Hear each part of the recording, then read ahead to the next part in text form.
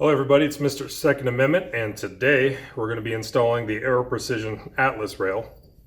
So this is going to be going on my AR pistol right here. Right now we got a Knights quad rail. Quad rail is pretty cool for military use, quickly throwing things on or taking things off the gun. Shooter's preference, maybe it gets issued to someone else. Quad rail, it kind of has its uses. This is still, the standard issue still being used right now. Knights quad rail on M4s. But from a civilian sense, doesn't make a lot of sense. Honestly, there's 4 segments of rail, a little bit more size, a little bit more weight. Maybe all you want to do is have some kind of forward grip, some kind of weapon light, and then a pressure pad for it. And that's really pretty much all you're going to do. Having something like a free-floated M-LOK rail is actually going to be a little better, a little bit more advantageous. So we're going to go ahead and do that on this build using the Aero Precision. This is their R1 7-inch free-float M-LOK capable rail.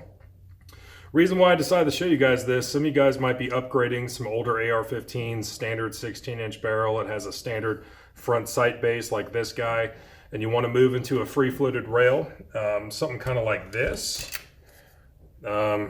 This is Miss Texas's AR that we built. This one's got a 15-inch. This is their S1 rail, so they don't have the rail going all the way. It just ends past the receiver. They give you some rail up here for a front sight. 16-inch barrel, 15-inch rail. This makes a lot of sense for most people, and if that's what you're doing, you would have to take off the front sight base, put on a low-profile gas block, and then rebuild the whole thing. So this one I decided to film because chances are you guys might be looking at, it doesn't have to be Aero Precision or the Atlas rail, but chances are you may have a build like this where you got to get the front sight base off, put on somebody else's free-floated rail. In this case, again, the Aero Precision Atlas R1 rail, 7-inch variety. At the end of this, there's going to be a little bit of a gap. But this one I wanted to film just to show you doing all of this. You're going to get, putting on a free-floated rail. How do we do that? But what's also going to happen is this is going to be kind of a unique build where I'm actually choosing to retain the front sight base. So the front sight base is going to go back on this barrel once the rail gets put on. So we're going to be checking out a whole bunch of stuff. Hopefully it's helpful to you guys learning these different things. So let's go ahead and check it out. All right, guys, so first thing we're going to do, besides making sure the gun is unloaded, we're going to take this optic off. And the reason for that is when we're actually going to start hammering these taper pins on the front sight base, we are going to be exposing the upper at least to some lateral hammering. There's a lot of optics. It's just not good to expose them to that kind of force. Doing a little bit of a product test right now on the Holosun. This is their 403 Bravo. Not sponsored by any company. I just decided to finally buy one just to test it out, see if it was worth the money and see if it's as good as some people were saying. So we're going to do some long-term testing on this. One thing I like to do is I use a paint marker just to set the screw so I know if it ever started to walk out, I know that there's something wrong. The pistol in this case, being this 10.5-inch AR pistol with an SBA3 brace, it's going to have to get re-zeroed anyway. Anytime we're messing with the barrel, we're going to have to re-zero. That's just going to happen. So first thing we're going to do is remove the optic. Just using the right size right there, starting to get it off.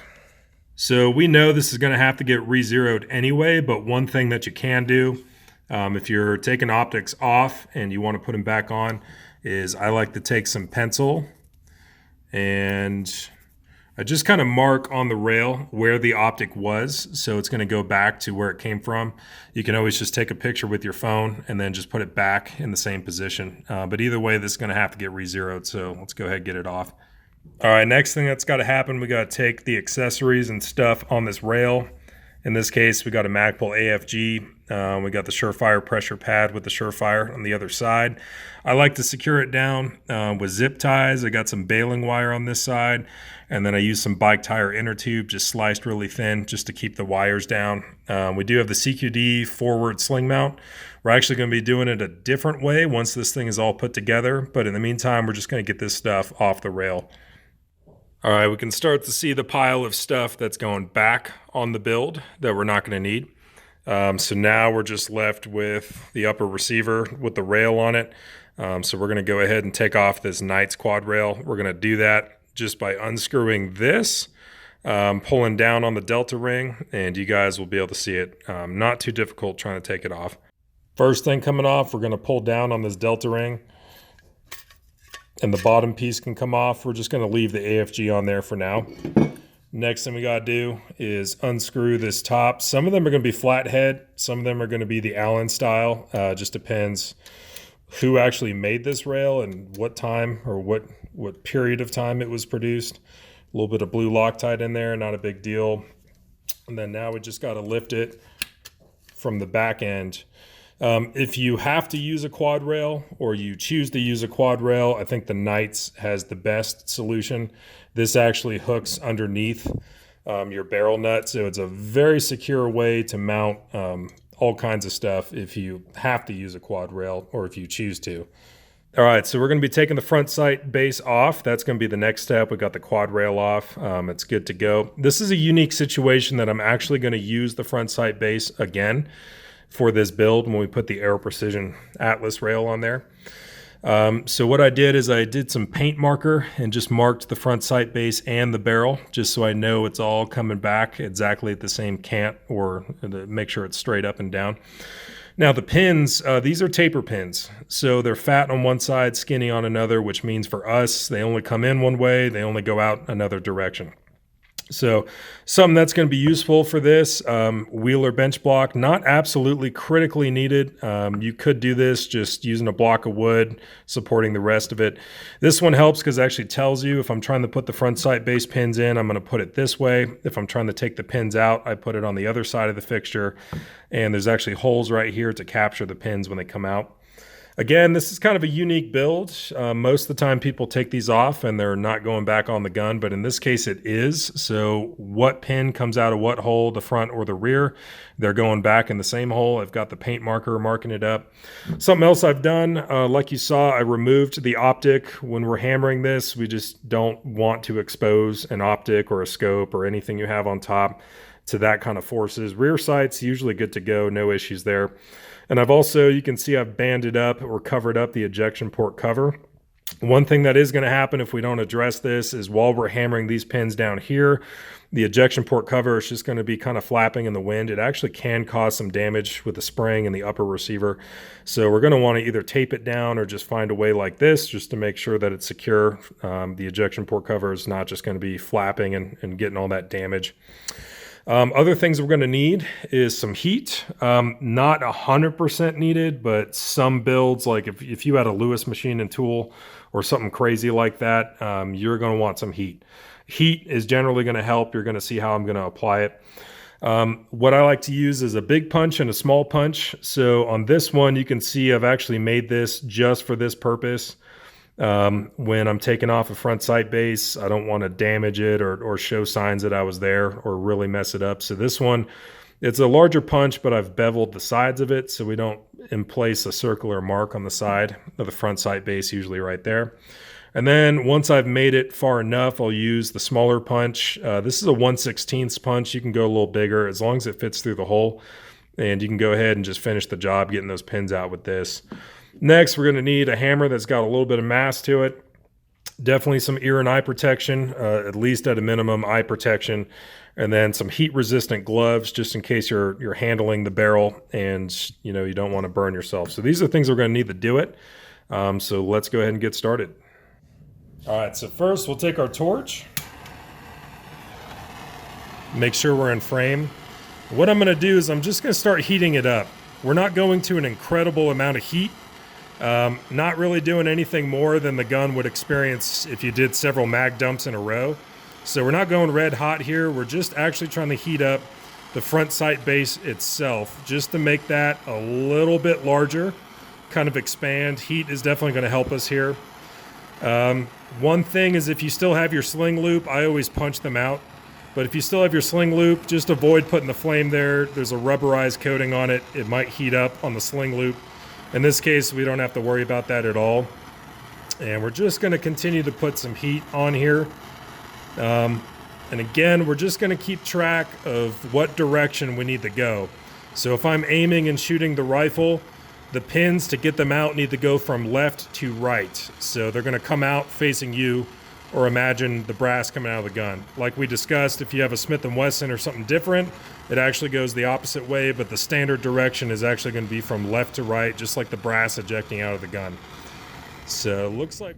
All right, I apologize if the camera's going to shake. So what I'll do, again, making sure we're going the correct direction, I'm going to take the larger punch, give it a little tap.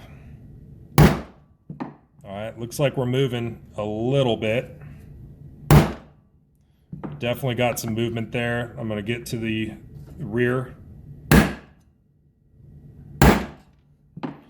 All right, we're starting to make it. We want to get flush, or at least a little bit sunken in. Now I can already tell I'm going to need a thicker punch for this. So we're moving into this bigger guy here. Okay, so now we can start to see the pin is actually starting to sink down. We got some more work to do. Everything is still hot, so we're watching ourselves with that. Make sure if you're using this fixture that these holes are lined up so those pins have a place to go. That's going to stop you from obviously making it happen. Okay, that's out. Let's do the next one. Okay, so it's cooled down enough. I'm going to supply a little bit more additional heat. All right, don't be afraid to heat it up a little more. If you noticed it's starting to slow down or it's not as effective coming out, it's okay to come back and apply a little bit more heat. Now this plastic or the polymer that Wheeler uses on this fixture, it's going to be able to put up with it. It's not going to be a big deal as long as we don't hang out there forever. Okay, we're just going to make sure those pinholes are lined up. Okay, as you can see, we are almost there. Let's see if I can do it. One more tap. I'm actually going to take it off the fixture because I think I'm not lined up and that's causing the issues here. You can see I'm resting my hand on it. There we go, we got it. So now we're in a position where the pins are totally free and clear, and we may not get some rotation just yet. It's pretty on there. All right, so next thing I'm going to do, I got it in the Magpul bev block. I've just got a punch in there, just making sure this does not want to come off the bev block. So right now we just want to make sure this is loose. A little bit more heat is something that can help, but I like to try to twist it a little bit. Sometimes a rubber mallet might be needed, so let's see how hard this one's going to be. All right, again, everything is hot, so I'm really primarily touching it just with my gloved hand.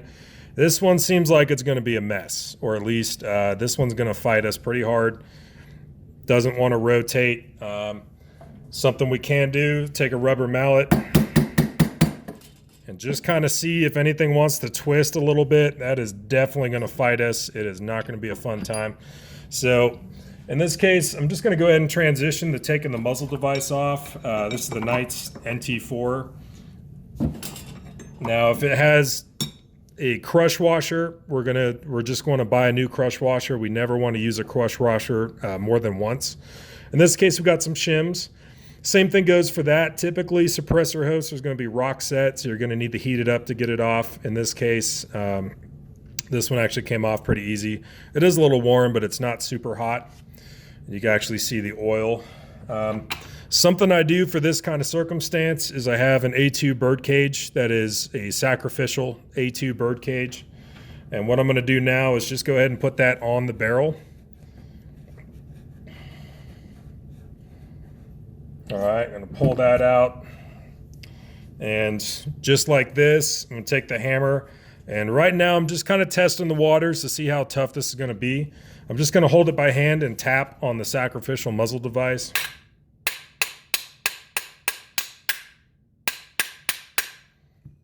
Okay, just trying to see if we got anywhere with that. Looks like we didn't. We never want to do that just on the exposed barrel. That's why I have this to help me with that, the sacrificial muzzle device. It looks like we got a little ways because now the handguard end cap is actually loose. So let's keep going with it and see what we got to do. All right, next thing I'm going to try. Heat is really going to be your friend here. So right now we're just heating up the front sight base itself. This is actually a Palmetto State Armory 10.5-inch upper. It's their cold hammer forge. They call it their premium uppers. So these barrels are actually made by FN out there in South Carolina. The cold hammer forge, machine gun grade steel, double thick chrome lining. Really just got it for the barrel, if nothing else. This is one of those moments you kind of hope that Palmetto State did the front sight base as opposed to FN, but it kind of looks like right now FN probably did the front sight base. So we're doing a little bit of heat. We're trying to expand the front sight base, make it a little bit larger, just see if we can get this thing off. And when we're actually going to end up putting this back on, this is also going to be another challenge. All right, so for now we got that hot. So something we can do now, if we can get us in frame, we can set that down again using a sacrificial muzzle device, not doing this on the bare crown and barrel. We are going to be holding the ejection port cover closed, and I'm going to try to hit the bayonet lug and see what's happening with that.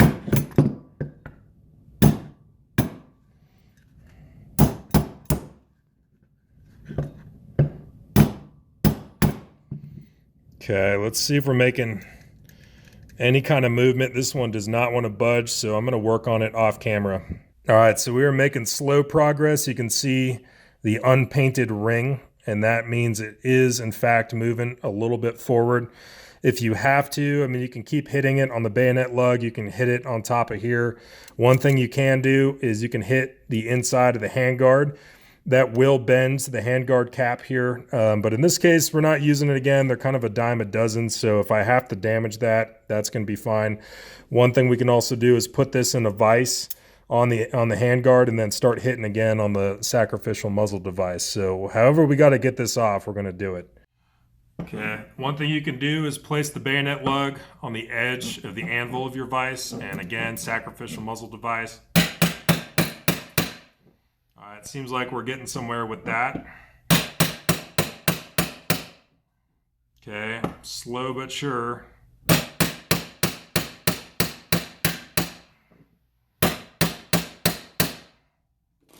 Okay, we can actually see the spray paint is starting to peel. You can kind of see that. Still by hand, this thing is, there's no rotation, there's no give at all. So this one's kind of an interesting one, but let's go ahead, keep going with that because it's been working the best so far. Okay, let's inspect what we got. Now you can see the taper pins.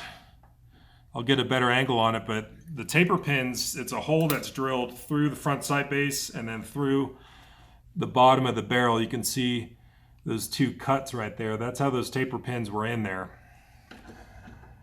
All right, we finally got it off. Just took a little bit more heat and a little bit more hammering, but we finally got the front sight base off. All right, so here's what we got. If you've ever been curious about your gas port diameter, this would be a time you could use a feeler gauge and measure that. But in the end of the day, we got it off. So if we were using a low profile gas block and doing the free floated rail going over the gas block, this is where we would actually take out the gas tube, use a new gas tube roll pin, put it into the gas block and do all that. In this case, again, being kind of a unique build, we're actually going to use this again. There is no reason to take out the gas tube. So let's go ahead and keep trucking. While we're here, there's a couple interesting things to notice. So first of all, at least on the Palmetto State Cold Hammer Forge premium uppers, they actually finished the barrel first and then put the front sight on. Some of the other manufacturers might put the front sight base on and then parkerize or phosphate it. We would see two silver bare metal steel rings. In this case, they actually they do it before they put the front sight base on. We can also see where the front sight base was actually acting on the gas port itself. We can see kind of that ring around the gas port diameter. So that lets us know everything was actually sized right and done the right way. So just cleaning this up a little bit. Next thing we got to deal with, though, is going to be taking off our standard barrel nut. So let's go ahead and do that. Okay, so what we'll do is take our armor's wrench, in this case the Magpul. We're going to see if we can do this by hand. Just getting in there and just pushing down. That actually wasn't too bad. The torque on this is 30 to 80 foot-pounds. Some of these I've seen from customers, they might be over-torqued. In that case, you could use a breaker bar as a cheater bar. Just put it in here, get some extra strength. In rare occasions, you may need to use the blowtorch just to lightly heat this up. We don't want to go too crazy because we would be heating up the upper that's aluminum. But in this case, it actually just came off, so we'll inspect what we got. All right, so at this point, the barrel should just come out of the upper, just like that. And I'm gonna brush that off and see if that's just some intense carbon fouling or gunk. But it shouldn't look square like that, but I'm gonna brush it off and see what we got. So what we're looking at is everything going back onto the build. I've got the taper pins, the front is that one, rear is that one, muzzle device, got all the other stuff, and then we got the Atlas rail. What's cool about it is you get the rail, M-lock, left, right, and bottom, got a little QD sling mount on all three sides as well. Aero has this interesting way of securing their rail. It does come with the barrel nut we're going to be using for it. Also comes with the interesting screw and set piece that we're going to be dealing with. And then they also include barrel shims, which a lot of the time are going to be needed. And then they also include the wrench that you're going to need. So all this is good stuff. All right, so we're going to be putting this barrel back on using the supplied barrel nut for the Atlas rail. First thing I like to do, take some CLP. I use G96 CLP, and I'm just going to lubricate the actual barrel extension here and beyond it. We're not going to be seeing these parts again, just to kind of prevent rust. Just kind of nice to have it. I just go about that far. This would be a time to check headspace if you're actually building it and you don't know the headspace of the bolt and barrel that you plan on using, because the barrel is just here. Make sure it's all clean in there. In this case, I know the headspace is good to go with this BCM bolt and this barrel. So I do that. Next thing that's going to happen, a little bit messy, I'm going to take, this is Aeroshell 64, basically just a lithium-based assembly grease. I'm going to put this on the threads of the actual upper itself. You can use even CLP, but you're going to want to have some kind of lubrication, especially if this is a brand new upper that has never had a barrel nut on it. Definitely want to make sure that we're lubricated. So now we are good to go. All right, so the first step, we're just going to line this up and insert the barrel into the upper, making sure it's snug. On some uppers, they actually require a thermal fit. So that would involve just heating up, very gently just heating up this part of the upper to temporarily expand it. Then it'll allow you to put in your barrel if it's a really tight fit. And then once it cools down, it's going to be tight in place. In this case, this is very typical. Barrel just easily comes in and out with a little bit of friction, not too much. We're going to go ahead and set that in the Magpul bev block or whatever kind of reaction rod you have. And then right now we're just going to start twisting. And I'm going to use a rag just to capture the extra grease that's going to come out. Right now we're just doing this by hand tight until it wants to stop, which is right about there. Just making sure that we are hand tight, and we'll move on to the next step. All right, the next step is using a torque wrench of some kind. I actually prefer, this is a 1/2-inch drive. It's made by Tecton. And we're going to make sure we set it. I'm going to go ahead and set it to 35. So Aero Precision on their Atlas rail, the minimum is 30, the maximum is 60. I like to go to 35. Right now we're on 30. And now we're at 35. We'll go ahead and lock it in place. And I'll have my breaker bar ready. Going to go ahead and snap on the barrel nut wrench, and let's go ahead and get started. All right, so we are ready to go. I got my torque wrench at least set to a minimum of 30, not to exceed 60. I like to go for at least 35. And then we have another one. I happen to have 2 of these on the breaker bar. So we are only going to use the torque wrench to tighten the barrel nut, and then we're going to loosen it with the breaker bar. We're going to do this at least 3 times, 4 times, even better. What we're doing is seasoning the threads, just to make sure, especially if it's a brand new upper, that these threads, when we get the torque, we actually know it's real torque and not just the threads being new. Okay, and we're going to loosen it. Okay, tighten it back again. All right, going to loosen it. Okay, now we've done that 2 times. This is going to be the 3rd one. Now, in some barrel nuts, you just need to make it the torque and you're going to be good to go. In the case of the Aero Precision, we actually have to make it not just the torque, then we have to make it the index. So let's check it out. Okay, so we can see that we made it to 35. The minimum on this is 30, but we made it to torque. We did our 3 passes, so for a lot of barrel nuts, that would be all we have to do. But the Aero Precision is kind of like a standard barrel nut in that we not only have to worry about torque, but we have to make it the index. So we can see these lines right here is meant for the gas tube, and we're a little bit, we need to go a little bit more. And this is where those barrel spacers kind of come in to help you make it the torque and index within that 30 to 60 foot-pound range without breaking anything. Gas tube's going to be there, which means we got to go just a little bit tighter. So what I'm going to do now is set the torque wrench to 60 foot-pounds, make it to index, and I do not want the torque wrench to snap. And hopefully we get there before 60 foot-pounds, making it the index. All right, sometimes a little bit of a challenge trying to show you guys everything going on, but I've got the torque wrench set to 60 foot-pounds. That is my maximum. So when the torque wrench lets me know that I've made it that far, that's where we stop.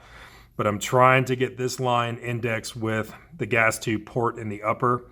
Just so we can get the index, I do not want the torque wrench to max out. I want to try to make it there without actually maxing out and just get to index. Okay, gonna go ahead and check. You can buy a gas tube alignment gauge or just use the gas tube itself. And it looks like we just made it. We did not reach the maximum, so we are good to go. All right, so ordinarily this would be the time that we would use a low profile gas block, get that on there with the gas tube, get that all set, measured up, straightened down, good to go. I like to do 40 inch-pounds with red Loctite on the 2 screws for a gas block. In this case, because it's kind of a unique build, what has to come next is going to be the actual rail itself. So we're going to go ahead and get that on because we've got the front sight base that's going to be coming in front of it. So let's go ahead and do it. All right, so right now we just got the rail on it, just like that. Again, we would have done the gas block and the gas tube if it was a normal style of build. In this case, knowing that front sight base has to come forward of it, this is the order we got to do it in for this build. So Aero Precision has this slot right there, and they like to include, they got these 3 pieces you're going to need. So they must have had some kind of scientists or engineers working on this. What we need to do is figure out what direction I need to go, because it only works exactly one way. So we're going to flip it and see if we can get these threads to start, trying to keep it all in frame. Okay, so if I turn it that way, it's working and it's going to reciprocate that. So I'm going to go ahead and get that kind of stuck just like that. Now I'm going to go ahead and freely loosen it. So we've got it all secured, and the 2 end pieces are going to go in just like that. And now just going to go ahead and do that. You guessed it. We're just going to do some gratuitous amount of CLP. We're going to apply even pressure on both end pieces, and then we're going to start to tighten. There is a little detent in there that in the middle there's this star kind of design for the detent to click into. We just want to make sure both sides are advancing at the same time. I feel a little bit of friction, so I still want to be able to move the rail, but you can see it's equal just like that. Everything appears equal, good to go. And now before I get to final tightening, I'm going to make sure that this rail matches the upper and it truly is flush.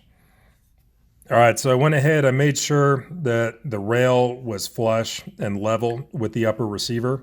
I got it a little bit tight. Now I'm going to come in for final tightening. And again, these 3 pieces only work one way, and you should feel some clicking I just want to get it stopped on the last click.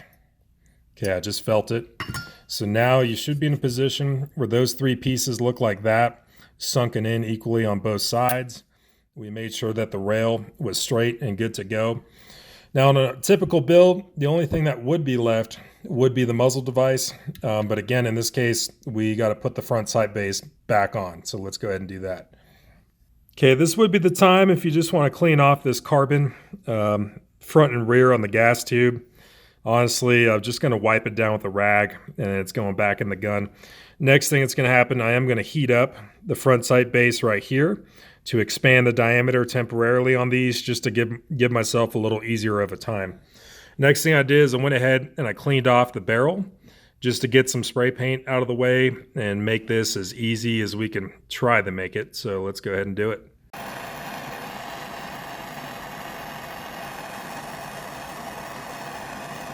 Okay, we got it hot. Again, heat resistant gloves.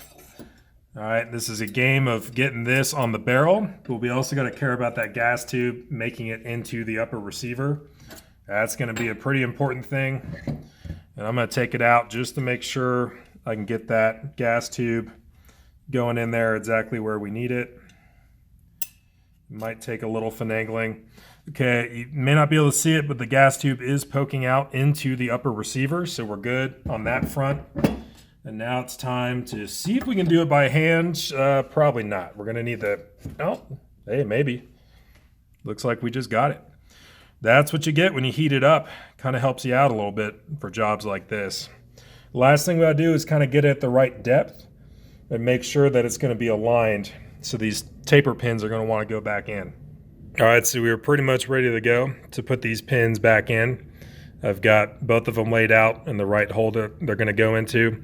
I did the best I could to align this just based off of seeing the daylight through there, making sure it's exactly where it started. One thing I'm going to do is I'm going to heat up the front sight base again, and then I'm going to hammer in the pins with the front sight base hot. And that way, if it needs to slide a little bit forward or if it needs to do any movement, then it's free to do that, and I'm not messing up the pins or damaging anything else. You will notice a slight gap. That's where the handguard end cap used to be. We don't need it anymore, so it did not go back on the build. You can see overall we got a little bit of a gap. Not a problem at all. We're still getting everything done that we want to get done. And let's go ahead and get this back on. All right, so we just got it hot, just the front sight base. I'm going to try to do this so you guys can see it. Again, front sight pins in, or we're going from right to left, just making sure we got that straight. We're gonna also keep a watch.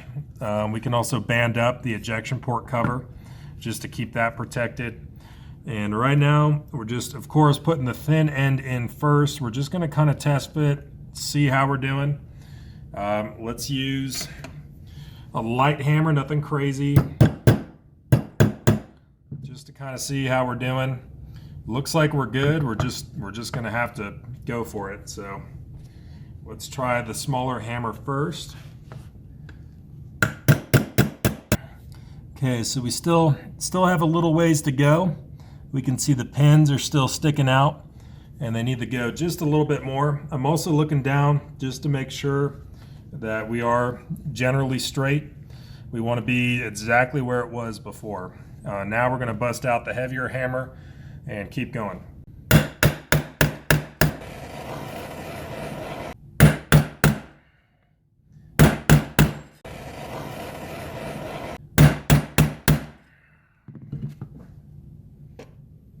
All right, so it's still a little hot. Heat is going to help you put the pins back in or take the pins out. Definitely recommended. Use a blowtorch judiciously and carefully. Still got some spray paint flaking off. We can see we're actually about equal on both sides. This is pretty much almost exactly what it looked like when we started. So I just hammered it in, hammered these pins in from this direction, and this is them poking out on the other side. I've also looked down. You always want to look down the gun, make sure that front sight base is straight. There is a little bit of left-right play that could happen if you're not careful and you didn't line up the pins, you didn't use heat, putting them back on. Again, we are going to have to re-zero this rifle or this gun anyway. but we want to make sure if it's canted a little bit to the left or right, we could damage the pins. We'd have problems actually obtaining zero. On your rear sight, you'd be maxing out on windage, trying to make it if you got a serious cant, and it really doesn't take much, but looks like we're almost there. Now we have to address putting the muzzle device back on. All right, again, crush washers, use them once, that's it. So use a new crush washer. If it's a suppressor host, we're going to want to use a new set of peel washers or shims, and then just go ahead and rock set that. In this case, we're just going to do that without the rock set. This is not going to be a suppressor host. Now we can check, at least for now, we can check to make sure we have alignment just by looking down the gun. Something else we could do is just take a little WD-40 straw. Just take the straw itself. You can actually put it in there and then look down the other end of the gun to see if the straw is relatively straight. That's a basic field way to do it that produces really good results. All right, so now we're in a position where pretty much all the heavy duty work has been done. We've done all the heavy lifting. Now I'm just going to be doing an M-LOK AFG, putting the weapon light and getting the sling and getting everything all back together. And of course there's going to be spray paint. Going to just give it a fresh coat and then put the optic back on, and this thing is going to be good to go. The useful tip for M-LOK is you can put it through there and get it started, and then you can go ahead and put the end of that in a vise. And all we're doing, just so you guys can see, I'm just working in the screw. Magpul, they include some kind of yellow Loctite or something on there just to help those screws from walking out. Sometimes it's great they do that, but sometimes it can make it a little bit difficult getting your M-LOK started. So sometimes just putting that in the vise and just kind of working that before you actually install it is the best way to go. As a side note, with M-LOK accessories, you just want to make sure the screws are not actually touching the barrel and they're not anywhere near touching the barrel or the gas block. In that case, you'd want to cut those screws. During the microseconds of firing, you actually get barrel whip. The barrel is going to rotate and whip around inside this rail. So we don't want these screws touching or even being close to touching. In this case, looks like we're going to be good to go. But you could cut down those screws in terms of how long they are if needed. In this case, there is one screw I'm going to have to cut. So this is what it would look like.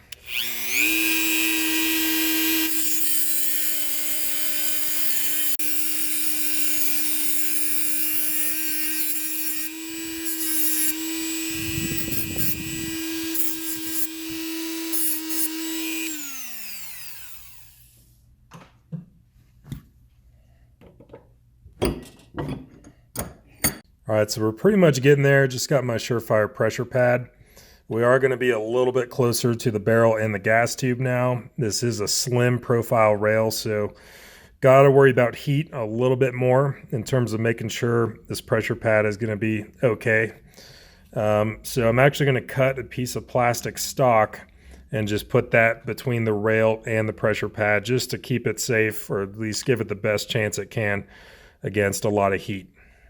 All right, so did the final touches, verifying the sling mount is going to work like that, and it's going to make sense. Everything's good. Got the Surefire on and got the pressure pad. Just use baling wire and basically keep it there. Got the spacer for the tail cap switch to make sure it's not going to overheat, or at least give it the best chance of success there. Using just a Magpul sling loop I have, and looks like we are ready for the next step.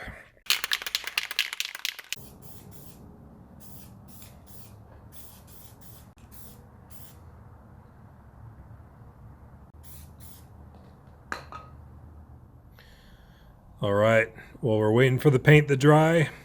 Just a little bit of a touch up. I'm not too picky about it. It'll wear with time, and it's a tool, not a jewel, so as long as it's not all black, that's fine. Now we can put the optic back on. We still got our pencil marks there, and we are going to be good to go. All right, so it is complete. A little bit different doing the front sight base with a free floated rail kind of sandwiched in between there, but at the end of the day, a little touch up with spray paint. It's looking good. Got the rest of the build here, and we'll see how we like it. Again, I'm testing this Holosun right now. It's the only one I own, first one ever.